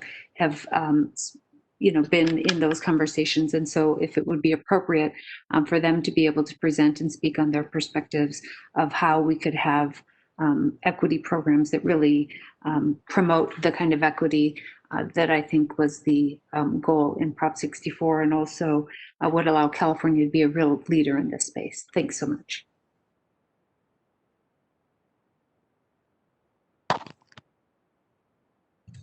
Thank you, Committee Member Lynch. Committee Member Nevedal. Yes, hello, this is Committee Member Nevedal. So as we head into next year, I think it's going to be very important that we agendize or receive some presentation from the licensing authorities about the status of provisional licenses. Next year will mark the end of the provisional licensing program as it expires at the end of 2021. I don't have any information because it's not publicly available as to how many or what percentages of the Bureau's licenses are provisional, but the numbers at Cal Cannabis and CDPH are very high, around 85% at Cal Cannabis and around 66% according to the public downloads available at CDPH. So I am concerned that we could be headed into a significant extinction event. I think that would have dire consequences, not just for the broader aspects of the industry, but equity applicants as well. As these programs are just standing up, arguably there's probably a lot of equity applicants that are trying to come into operation via the provisional program. So I want to make sure that we are addressing and getting a better understanding of where this stands on that transition from provisional to annual as the program expires next year. Thank you, Committee Member Nevedal. Committee Member Lynch, do you have another comment? Yeah, I would just, I'm not sure if it's an agenda item, but, I flagged it a couple times, and I do think when we talk about the composition of the committee, having lost, a fair amount of committee members, again, it's an appropriate for an agenda item, but I just do want to make that note for something that I do think that the department and or that this committee should take up. Thank you. Thank you. No, I've raised it a couple times myself. It is an issue that's the decision for replacement is under the Department of Consumer Affairs. I don't think when the committee was established, there was any guidance on how we would replace those. So those are at the chief, if I'm not mistaken, of the DCA. So the statute requires a representative from certain industries or departments. However, there's no specific number specified in statute. So that's pretty much left up to the discretion of the director of DCA, and the director of DCA does appoint the the committee members. Of course, as we head towards consolidation, that might change. As we head towards consolidating all 3 licensing authorities into a new department. Thank you, Tamara. Okay, any other items from the committee? That I see committee member Baboulian's hand. Yes, thank you. I was going to suggest if we can have a conversation about anything that we could do to target the black market. Right now, for all the talk about the industry, quote unquote, the industry is made up of 2/3 of the black market. So I think we need to start really addressing the issue of enforcement and shutting some of the illegal operators down. Most of the issues that we keep talking about, whether it's public health, whether it's underage use, it can all be addressed by just simply addressing the illicit market right now. So some sort of an agenda item that we can have a discussion and some action items on that. Thank you.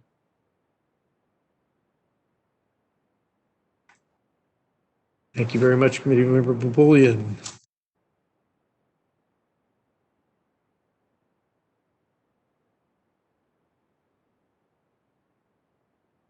Seeing no other hands from committee members, I'll ask the moderator to open it up for public comment for future agenda items. Excuse me, moderator and panel. May I take a break, please? I just need 2 minutes. Absolutely. Hey, make it 5 minutes, please. That would be great. Thank you. Thank you. Thank you. We're on break for 5 minutes.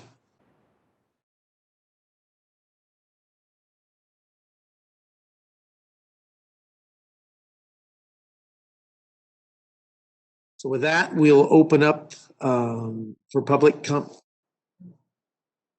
Oh, excuse me. I believe there was a note that we had lost the screen of a committee member that might want to talk on the last for items for future meetings. Dr. Cermak. Thank you very much. I just want to suggest that we try to arrange sometime next year at a meeting a presentation on inhalation safety so that we can get a little bit more education about this whole issue. Very much. That's a good suggestion. All right. So we have several agenda items from committee members. Let's open this up to the public to see if there are any suggestions.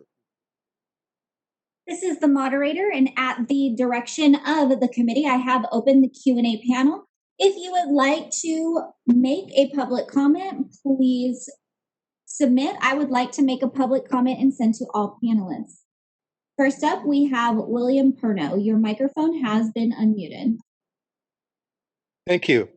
First of all, I would support enforcement of the illicit market. But for future agenda items, I would also like to see something regarding mobile advertisements and mobile cannabis consumption lounges. We are still seeing violations of these laws and BCC regulations, and it has now been almost 3.5 years since the first laws were passed restricting advertisements. It would be so helpful for this committee to look at these ongoing issues at a future meeting and make a recommendation to the BCC to do a proactive industry advisement. This could be done via an email to all licensees at little to no cost. The sections of law I'm speaking to are 26-151 of the Business and Professions Code, section B like boy, that states 71.6% of the audience reasonably expected to look at advertisements need to be 21 years of age or older. Section 5040B of the Bureau's regulations prohibit the advertisement, all mobile forms of advertisement to assure compliance with the advertising provisions of the Medicinal and Adult Use Cannabis Regulation and Safety Act. The challenge is those regulations are buried in 138 pages of regulations. And then finally, 23221 in the Vehicle Code section B like boy says a passenger shall not drink any alcoholic beverages or smoke or ingest marijuana on any marijuana or any marijuana product while on a motor vehicle being driven upon a highway. And we know that vehicles used by permitted marijuana businesses may have mobile advertisements on them and may also allow passengers to consume marijuana in these vehicles. Both of those things are not permitted. They are illegal. They're a violation of California laws and BCC rules. Yet the industry, I don't think, has been really made aware of this, and the BCC could proactively do much more to make them aware. And that's my request. Time had been reached. Next, we have Eddie Franco. Your microphone has been unmuted. Hi, committee members. Eddie Franco with the California Cannabis Industry Association. We request the following topics be considered as agenda items for discussion and possible action in a future meeting: market expansion and local access, tax reform, provisional license program extension, CEQA and other land use related issues, duplicative licensing requirements, and manufacturing and retail sale of hemp. I also want to echo the comments made by committee members that emphasizing that social equity have an agenda item in the future. I also would like to make a request that before this meeting wraps, because agenda item 3 was not able to be discussed today and public comment not heard, that there be, if time permits, a space for public comment to be made on social equity items, and that there be a space for those voices to make that recommendation in this meeting so that that can be in record before the report is drafted and submitted. Thanks so much. I know it's been a long day, but I think it'll be a really great forum for folks. Thanks again. Next, we have Sarah I apologize. Before I call on the next public comment, my co-moderator would like to make a reminder. Hi, this is the co-moderator. I just want to remind the public that we are taking public comment on future agenda items. So there will be a section for the public to comment on items that were not on the agenda. This is just commenting on items to include on future agendas. Thank you. Next, we have Sarah Armstrong. Your microphone is unmuted. Enforcement is one of the biggest challenges that Americans for Safe Access faces in Los Angeles. Both ASA, the Southern California Coalition, and the UCBA have engaged the city in an ongoing manner. In response to this, our city attorney has closed over 1,000 illegal establishments and is the first city attorney in the country to bring suit for poisonous products found in these illegal locations. If you are going to address enforcement, I urge you to ask our city attorney, Michael Fuhrer, to come and testify, to tell the story of enforcement in Los Angeles. I don't believe the rest of the state has quite the problem that we do, but they will if they don't already. So please consider as part of your enforcement piece asking City Attorney Mike Fuhrer from Los Angeles to come and tell you about our struggle. Thank you.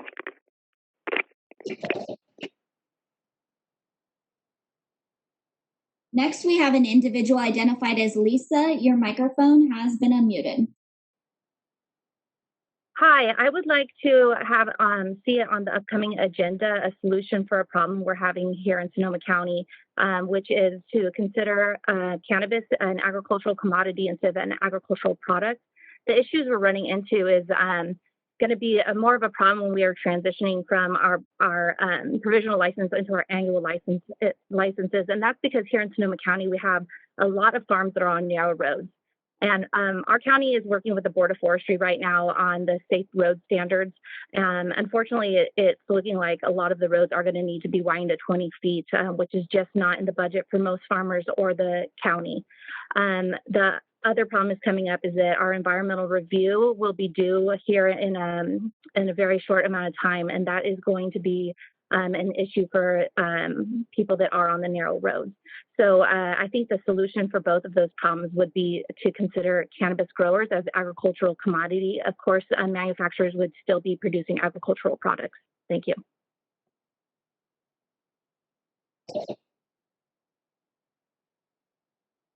Paul Hansberry, your microphone has been unmuted. Hi, good afternoon. This is Susan Tibbin sharing a computer with Paul Hansberry. As we consider future agendized items, we respectfully but urgently ask you to recognize the extreme peril that small cultivators who built this recently regulated industry are facing. Between the fires, the virus, the punitive interpretations of virtually all regulations, and the continued perception of criminality, we face extinction in early 2022.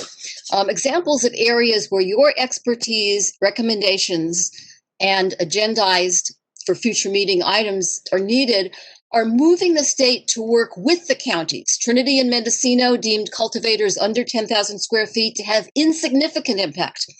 Mendocino's negative declaration cleared the path for the estimated 9,000 small cultivators who were deemed to have insignificant impact. And yet they're nowhere to be found in our program. Small cultivators cannot afford the over $200,000 in consultants. We've been promoting cottage microbusiness for years. If we need to pivot to a hobby license to engage in small commercial activity without the expense of F1 occupancy, let's do it. There is a provision for a new license. So please agendize the small under 10,000 square feet cultivator for the first meeting in 2021. Everyone says they want to do something for the small operator, but nothing has developed yet. Thank you very much, and stay well, everybody. Next, we have Ray Pers. Your microphone has been unmuted.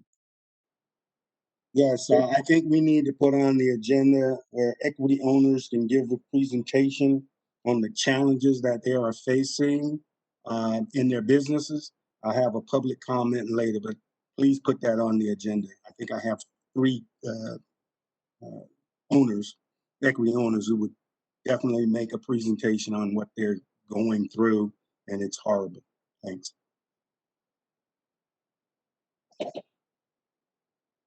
David Fluhart, your microphone has been unmuted.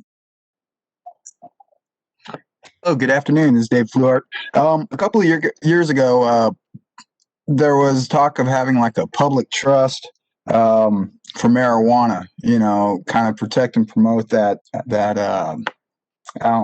resource as a drive towards humanity or spirituality or karma or save the world or whatever you want to call it, that hippie nonsense. But anyways, it'd be great if you guys could put it on future agendas to look into that concept of a public trust. You know, that's about it. Okay. All right. Thank you and have a good afternoon. Bye.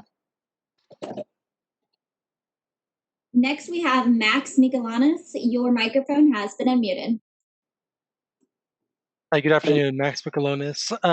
On future agenda items, just briefly, we'd like to support the comments made by Committee Member Nevedal to agendize the discussion of provisional licenses and the expiration of provisional license authority on December 31st, 2021. That is a looming extinction event. It's entirely preventable. It's one that we saw coming with the extension of that timeline, and if action is not taken next year, it will arrive. And so we ask that the committee agendize that for the January meeting.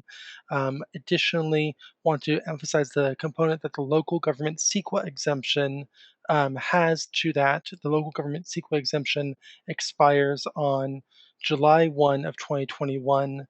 And that is tied in with provisional licensing authority. And so both of those items, with regards to CEQA and provisional licenses, be agendized for a future discussion. Thank you for your time.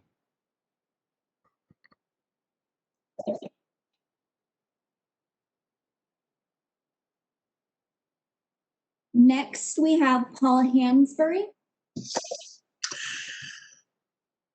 Good afternoon. Yes, Paul Hansberry here.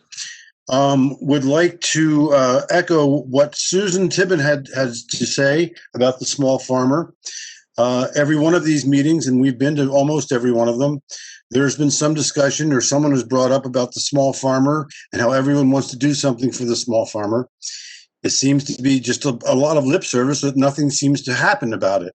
We've been promoting a small cottage microbusiness. There's one microbusiness license in Mendocino County. They spent over $1 million in compliance costs.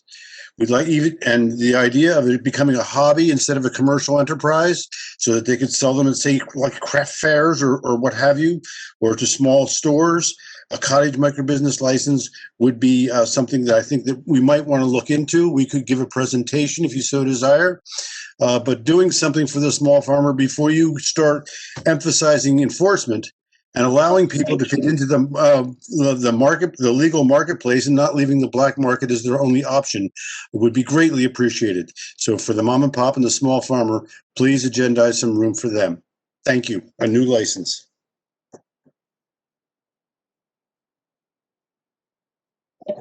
Next, we have Charles Pappas. Your microphone has been unmuted.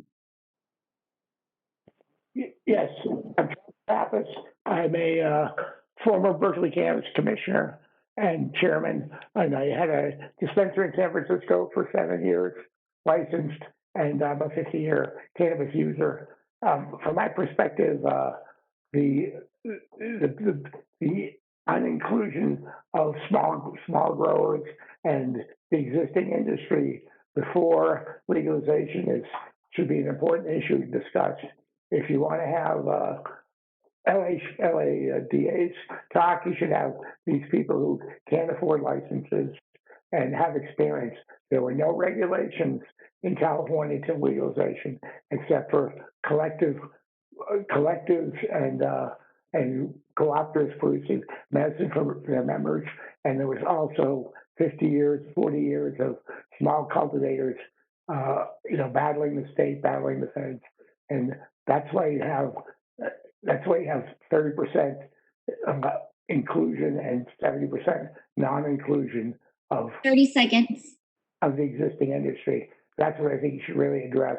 I appreciate the concern for public safety, but the existing situation is intolerable. Well, 70% of previous businesses aren't included, and 70% of cities and towns do not have legal sales of cannabis. Thank you for the time. I appreciate the efforts of this committee. Hi, this is the co-moderator. I just want to remind the public attendees that are still waiting for comment that we are just taking comment right now on items that you would like to see included on future agendas. There will be a section later in the meeting for the public to comment on items that are not on the agenda. Next, we have Eric Caleri. Your microphone has been unmuted. Hi, I would just like to add on to if the committee does have a presentation or discussion about enforcement against the illicit market, that you also include aspects of enforcement for the legal market. In marijuana, we don't have similar tools like we do for alcohol and tobacco in terms of decoy operations and ensuring that marijuana doesn't get into the hands of minors. The ABC did recent delivery operations during COVID and found upwards of 75% violation rates of deliveries to minors.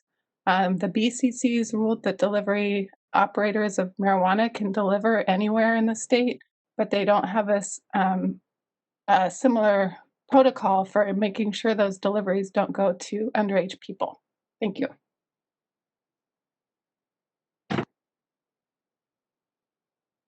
Next, we have Joanna Cedar. Your microphone has been unmuted. Thank you. I'd like to echo the statements made by Committee Member Nevedal and Mr. Michellonis. Please agendize extension of the provisional licensing program to avoid a massive extinction event.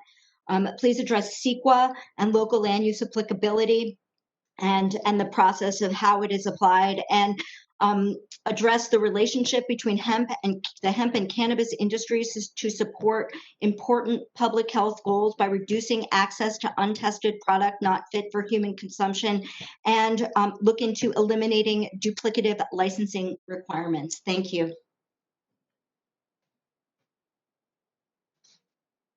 There are no additional requests for public comment. Would you like me to close this feature? Yes, please. This feature has been closed. So moving on for items not on the agenda, item number 9.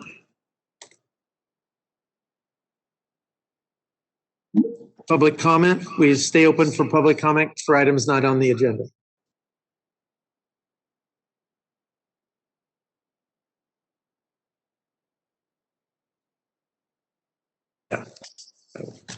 The Q&A panel is open. If you would like to submit a public. Pardon me.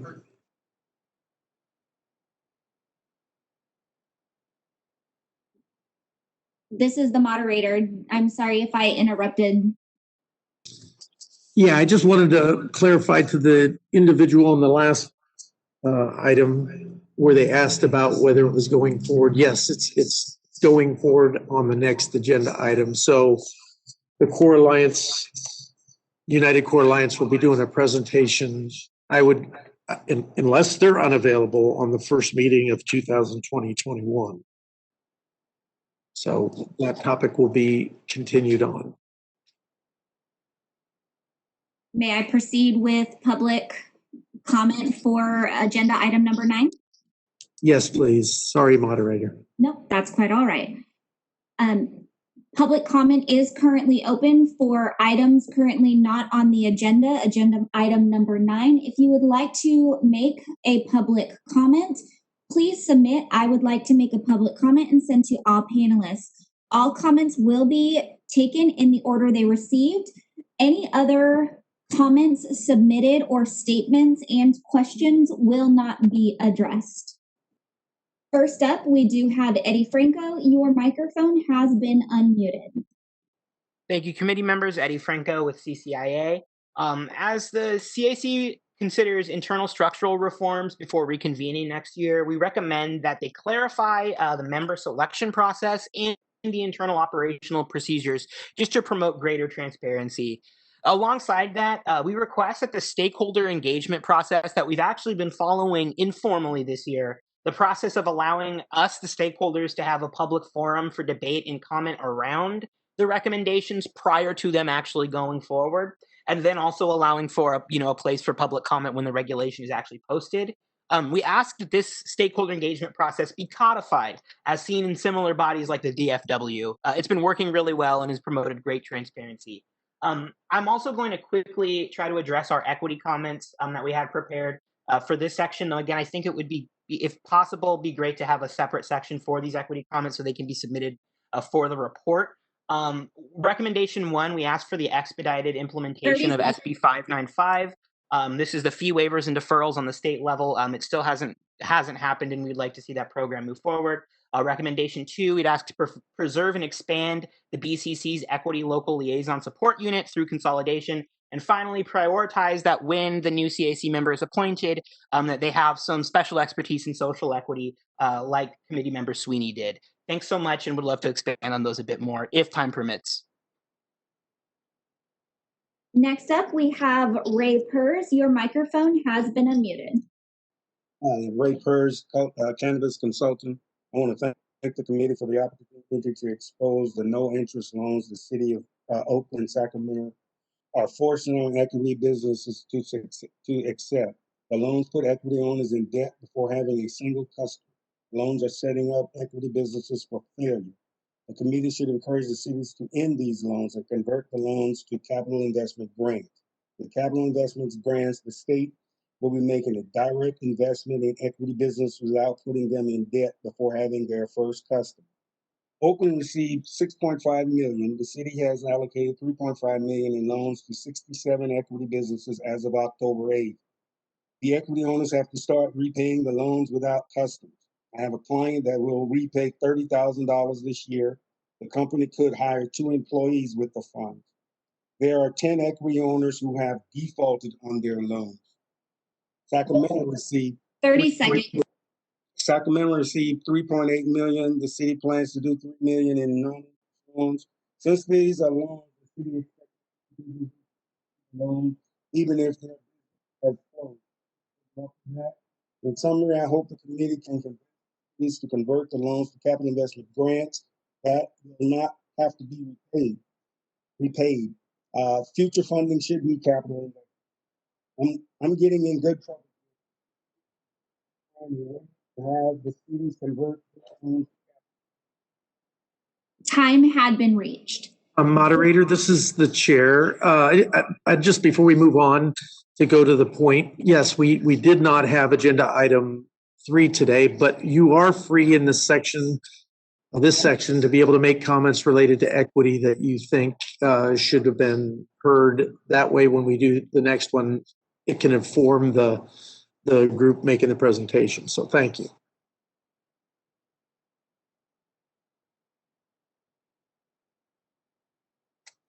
We can proceed. Well, at this time, there are no additional requests for public comment. Would you like me to close this feature? Yes, please. Feature has been closed. So we have no other agenda items on other than adjournment. I would like to say that I'm also very disappointed that we weren't able to get the presentation by the United Core Alliance. I know that they've done a lot of work to be able to make this presentation. It would have been very timely. Unfortunately, sometimes things happen that we can't anticipate, but in order to maintain our rules within Bagley-Keene, we just could not move forward with an alternate as the presenter was listed in the agenda. So please be prepared at our meeting in the first part of 2021 to hear from the United Core Alliance, and hopefully we'll have other participants that can speak to a broader opportunity nationally and within the state. Thank you. We are adjourned.